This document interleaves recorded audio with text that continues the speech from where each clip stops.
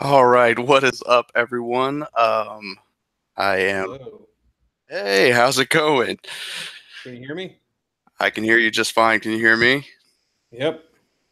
Set Excellent. it set it up kind of funky here. So yeah, I'm hiding. I'm in this little office. You can see it, the land of Ontario, California behind me. That's a nice view. See, I'm I don't in here usually in the sit here. dark. This is a Yeah. I usually sit in a cubicle. There's a mix-up with there's a room you can reserve, and they booked it when I was supposed to get it, so they put me in this little unrented office. So this is new. Hey, I'm Special glad. moment. I'm glad they were able to get it worked out for you. Is there a link I can share with my peeps? Yeah. Let me go ahead and get you that You- one as well. Are we live right now?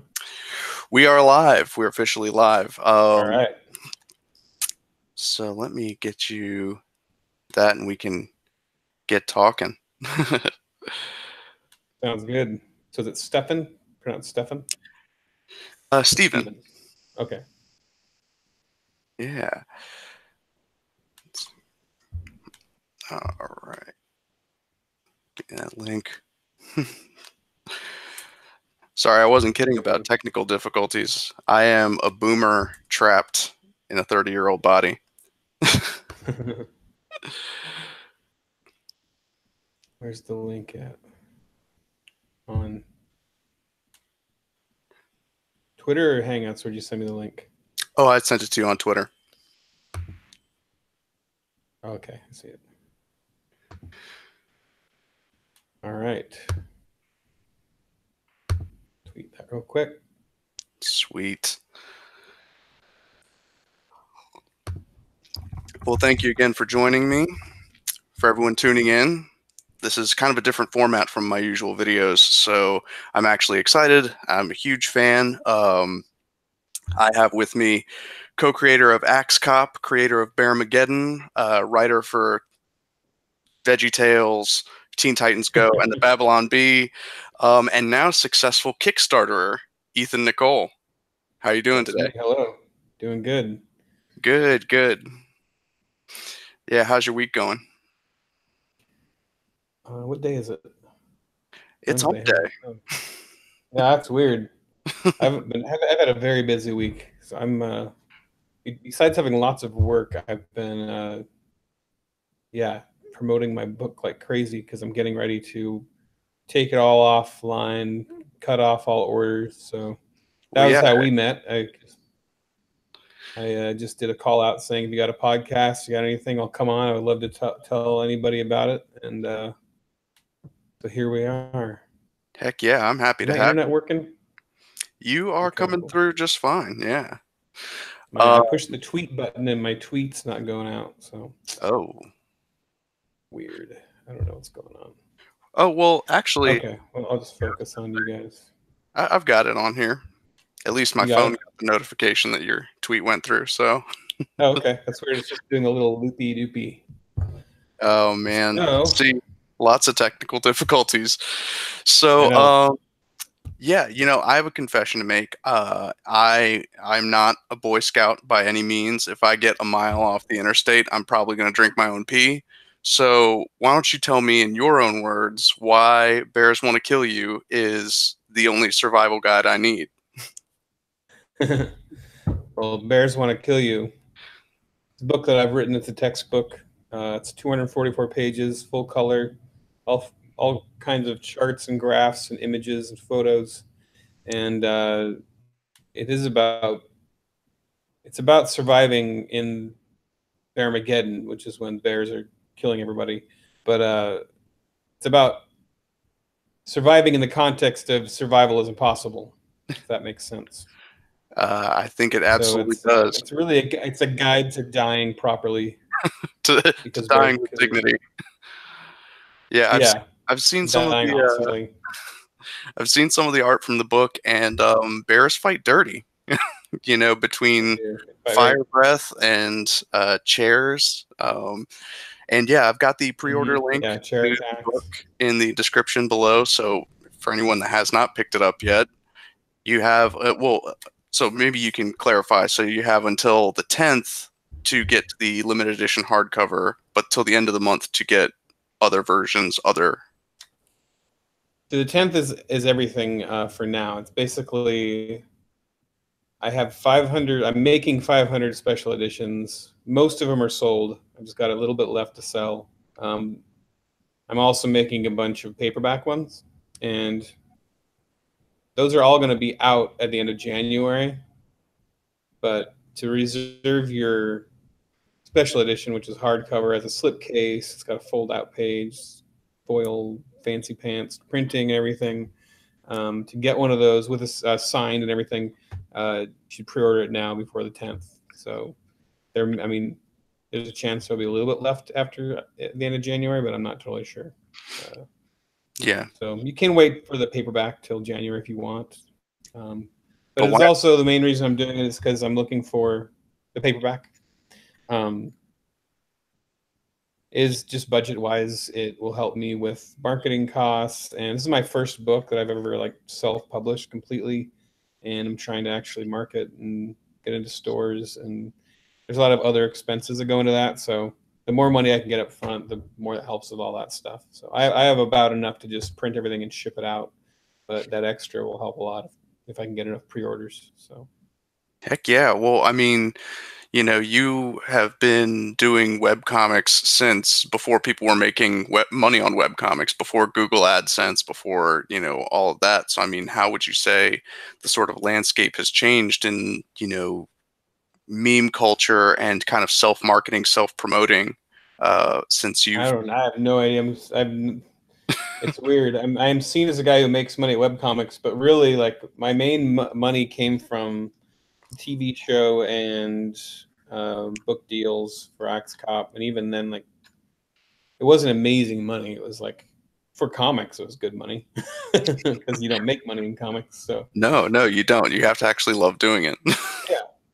So to make like what a shift manager at Starbucks makes doing comics is pretty awesome, but it's not the like, and that's about what I made on Axe Cop in general.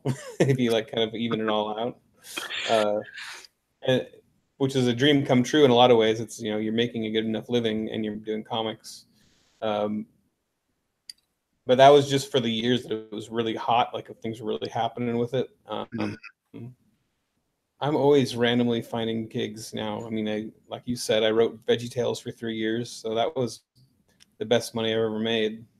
And then I'm doing comics right now. I'm drawing comics for hire. I just submitted a character design test for a TV show. Just whatever I can find work doing. I'm constantly doing whatever I can for money. So Aren't we all, that's man? my big. That's my big. Well, I can stay out of working at a Chipotle or something if I can avoid it. yeah, exactly. Well, so and this was your first Kickstarter endeavor. Mm-hmm. So, what would you say, you know, kind of lessons learned, pros and cons of the process? What can you share with other creatives that kind of want to go that crowdfunding route? Since, you know, to your point, there's really no money in making comics for yourself. Some people pull it off. I don't know how they do it. It's hard for me to say because I'm in the middle of it right now. I've just sent the files off to be printed and made my first big chunk of a payment to them.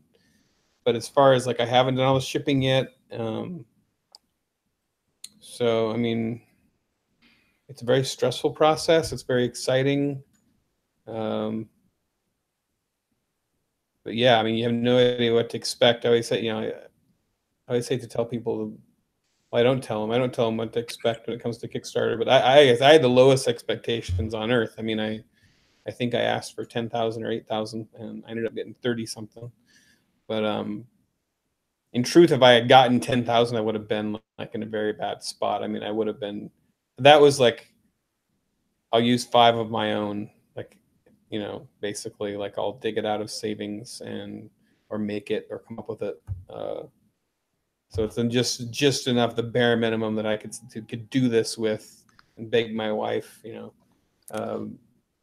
So I was very glad it went above that, the initial, and that is my first, definitely my first bit of advice I give to anybody is like, just go with the very, very bare minimum that you could make to pull this thing off, and then everything else is bonus after that. So Yeah, I guess exactly. I'd say that's good advice. But I mean, it was smart of you to kind of keep even after the initial Kickstarter's over, you've still got the backer kit live so that people can Mhm. continue to pre-order the book.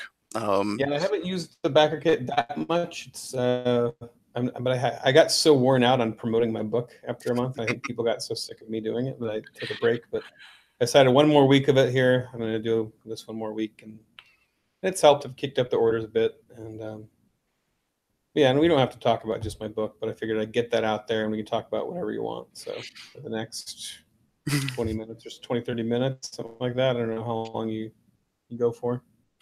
this is kind of impromptu thing, so whatever you wanted Okay. to chat about. Would It's you the say? internet. Yeah, exactly. It's kind of free form. Um, Hmm.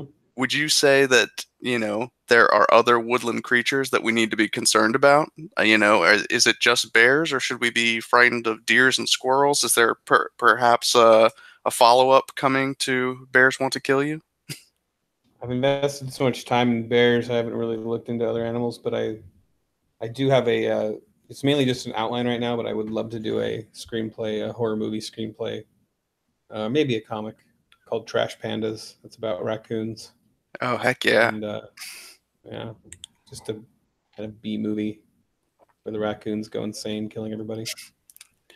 Something I do have a penchant for stories with animals taking over, like one species banding together to kill all humans. Because I also really want to do I want to do like the Jaws version of a hippopotamus movie, where it's that just a hippo that's trying to kill a guy, and like wherever he goes, that hippo's there to kill him. So I got lots of ideas. Oh, heck yeah. Well, and hippos are notoriously mean, and a lot of Yeah, and people forget there's no hippo movie. Like there's no like, there might be, but there's a hippo movie where you're like, oh yeah, the hippo movie. that. There But yeah, needs to be one, I think. absolutely. Something in the Especially vein like of that mass. Sam Raimi style. Yeah, totally. No, that's awesome. So, I mean, in the world of Bearmageddon, it wouldn't really do a whole lot of good to be outfitting our park rangers with heavy ordnance or anything like that. They're toast With heavy one. with heavy ordnance and 50 cows and that sort of thing. Yeah, yeah, it's not gonna help. And the main thing to do is to just, I guess I should come with like the top 10 rules of bear survival. I think hide all your, burn all your food, lock your children in bear safes.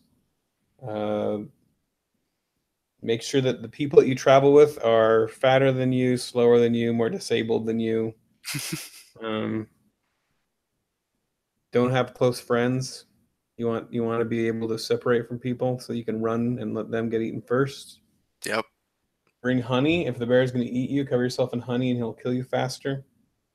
And also, if you want to offer up somebody that's smaller than yourself, like perhaps one of your children, if you cover them with honey first, then the bear's more likely to go for them.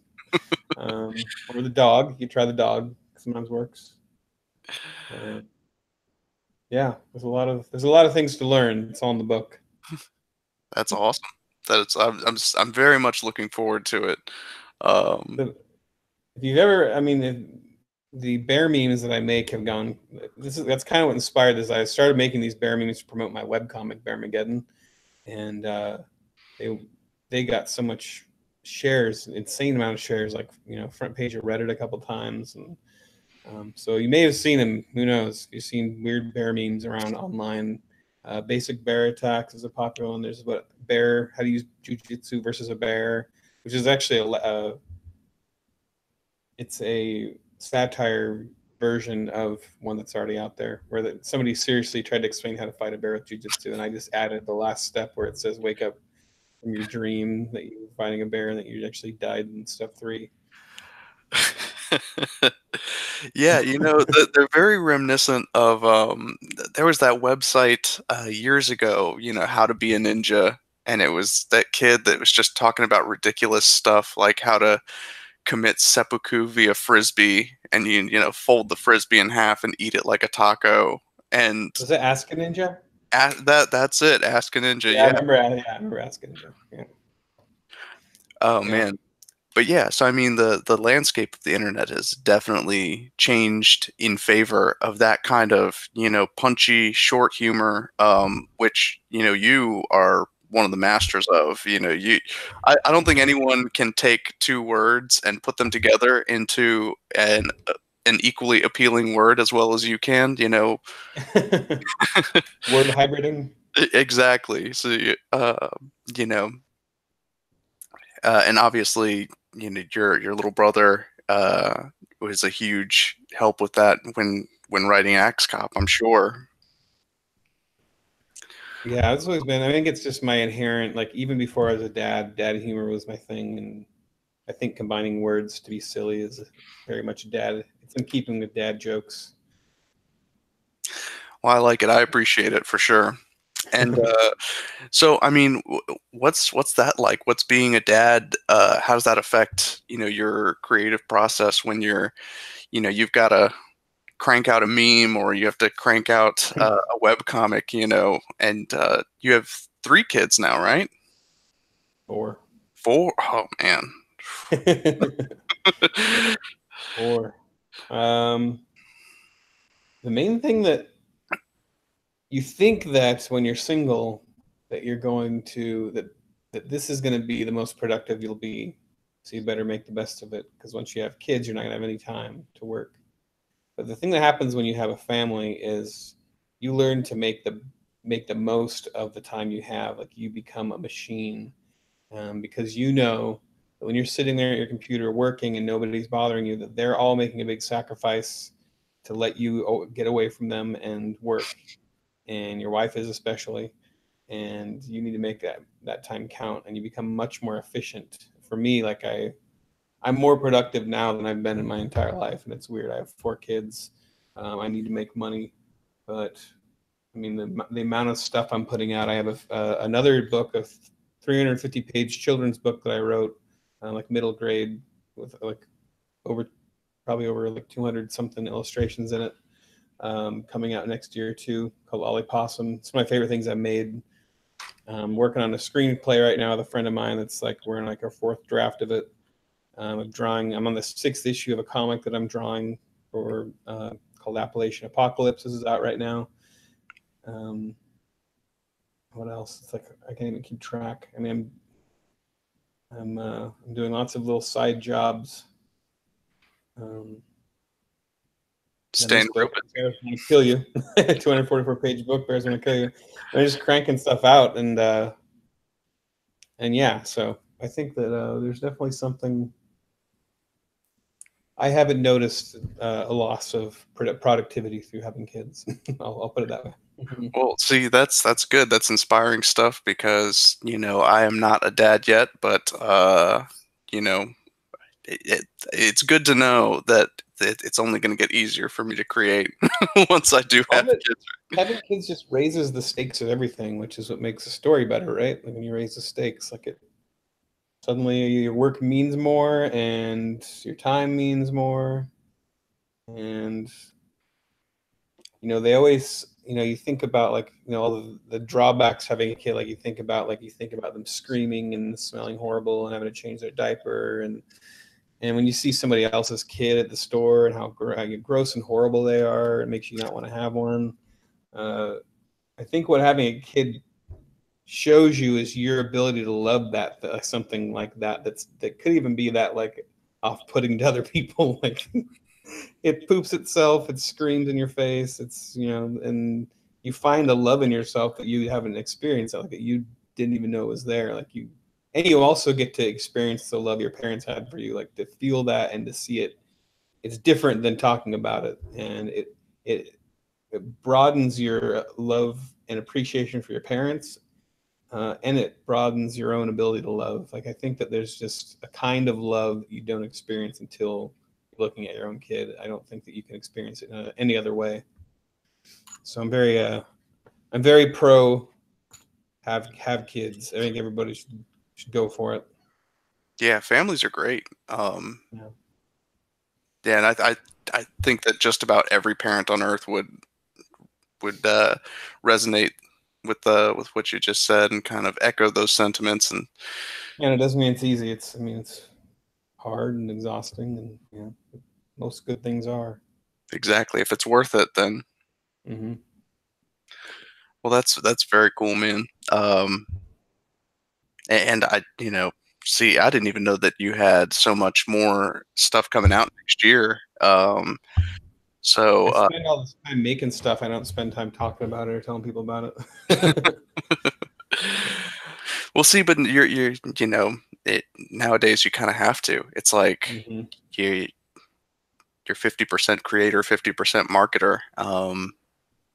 And again, you with this project being crowdfunded and kind of having to market before the product has even come out is a whole challenge in itself. I've backed a lot of creator-owned books and stuff like that through Kickstarter and through Indiegogo and all that, and the work that goes into it before you even ink your first page sounds immense. It is. You got to build a lot of foundation. But it's definitely easier now, I guess. It's whether you want to be online all day, doing interviews, tweeting, and posting things on Instagram, or kind of chasing a publisher that will put your work out for you. Yeah, that's the part of it that gets exhausting, and the part of it that you realize, like, I thought once I got like a comic published in a TV show that I was gonna. I was like, okay, finally, I passed that. But I've realized, I think it's important to realize that I don't know if that ever ends, because I think that your scope of project you want to do keeps changing, and you're always trying to get the thing you love and you're passionate about made, and that's always going to be a challenge and a fight. And so I'm once again, like, I'm reaching out and pushing things and trying to get picked up and trying to get published and noticed just as hard, if not harder now, than I was back before AxeCop. It's just that part of it never really ends. That's why you got to be that kind of person that doesn't stop trying, Yeah, I admire your tenacity. So what's next once you have got your books in hand? Do you think you will end up chasing that that Netflix movie deal? See if you can't have Bears Want to Kill You as a... I don't know. I mean, I think I'm just going to try to get the book out there everywhere that I can. I think I'm going to try to get it into places where people like bear humor. I've never tried that before. I'm going to see if I can get it into gift shops at Yellowstone, Bass Pro Shop, some of these outdoor stores, where people like bear jokes. I'm gonna try to get into bookstores. I've never tried that. I'm gonna try to market it myself, see if I can get into whatever. That's boring stuff to talk about, but I'm gonna do my best, but I'm not gonna make it my life.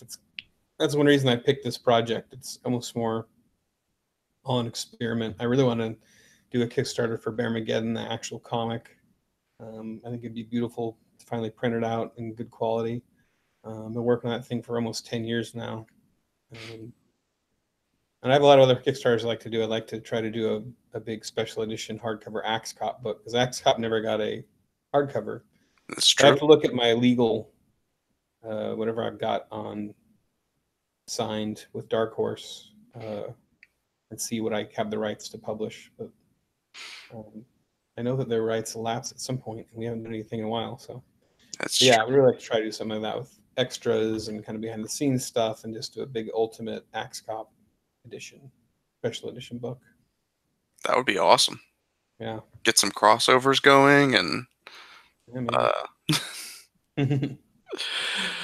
no, that sounds really cool. So I think I've got you for a couple more minutes. Is there anything else you'd like to share? Would you like to kind of give one last pitch for Bears Want to Kill You, or just the Bearmageddon comic, or you can find out more. Just go to bearmageddon.com and look around. There's also bearmageddonnews.com, which is where It's basically like the Onion, but bears, and that's pretty, and everything on that site. A lot of it's in the book, and then the book is a much more expanded version of that. I think you may have the link there, but you can look at the first 30 pages of Bears Want to Kill You if you want to check it out. And yeah, it's pretty awesome. You have till the 10th. You have 3 days. Yeah, so definitely get it in now. I wanted to say that I really enjoyed the Bearmageddon News Network. I thought that was a very clever way to market the comic with to kind of pull. Yeah, that was a total experiment. But yeah, and that's what led to this. I mean, I created that site because I kept creating these fake memes, and I really like writing satire. Yeah, well, Babylon Bee. I mean, yeah, and Babylon Bee. Doing the bear site kind of led to the Babylon Bee. And the head writer of Babylon Bee is a big Axe Cop fan, so it helped. But yeah, so now I do a lot for the Babylon Bee now. Anytime you see like a fancy Photoshop on there, that's usually me, and I write a good amount for him too. Yeah, and it always helps when Ben Shapiro retweets your Babylon Bee post and totally destroys you. Oh yeah, I didn't do that one. That's a bad Photoshop. That wasn't my Photoshop. I was going to say that was one of the weaker Photoshop jobs, but yeah. But it was a fun I did do some. I've definitely gotten some Shapiro retweets. It's crazy the people that share those. But yeah, some of the numbers on those are insane. Yeah, I mean, and that's kind of where we're at when it comes to marketing your product. If you can get one little meme out there that 20,000 people retweet and that leads them back to you, then that's where you win. Yeah, well, it is interesting though too. Like, unless you really know what to do with that, you can do that and it can have no effect on your life. I mean, I've had multiple memes go viral to where they're getting millions of views, but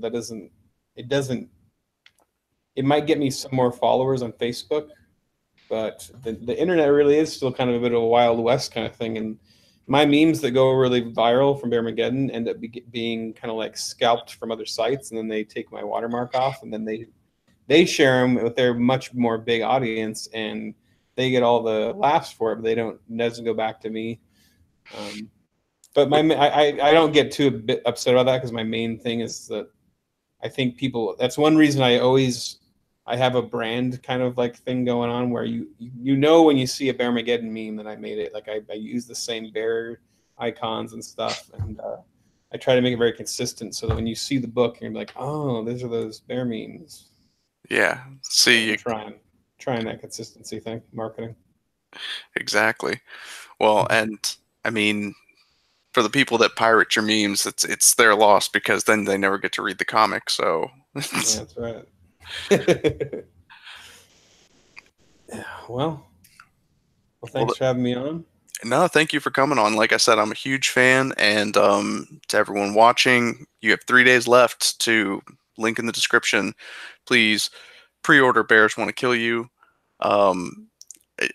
Honestly, I don't know many Kickstarters that are over 100 pages, let alone 200. So it's a mountain of a book. 250, yeah, it's a big book. Yeah, I can't believe we pulled it off. Pretty epic. You can see all the chapters too on the I think on the Kickstarter page. But yeah, there's 12 chapters. Yeah, and I try to make it it's like a very flip-throughable book. Like every page you get to, there's no wall of text pages. It's always there's graphics, and I'm pretty proud of it. It's pretty funny. And I've had some people preview it, and they like it too. It's been testing well. Yeah, that's good to know. I'm very excited for it. All right. Well, thanks again. No, thank you for coming on. I appreciate it, and I wish you continued success. And I look forward to the next project that you've got coming out. And we'll promote the hell out of that too. All right. Thanks again. Thanks so much. No, thank you. Yeah. Bye. Bye.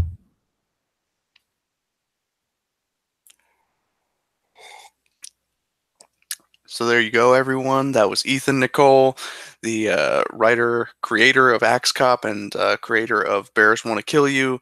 I have pre-ordered an extra copy of the hardcover special edition of Bears Want to Kill You. If you would like to win that, then please comment your best bear joke below, and I will forward them on to Ethan. And the best bear joke in the comments below, I will get in touch with you, and we will send you a copy of Bears Want to Kill You, the hardcover special edition.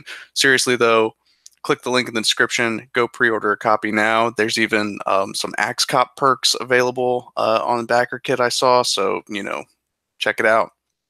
Big thank you to Ethan for joining me this evening, and, I hope you guys all have a good time. Thanks. Bye.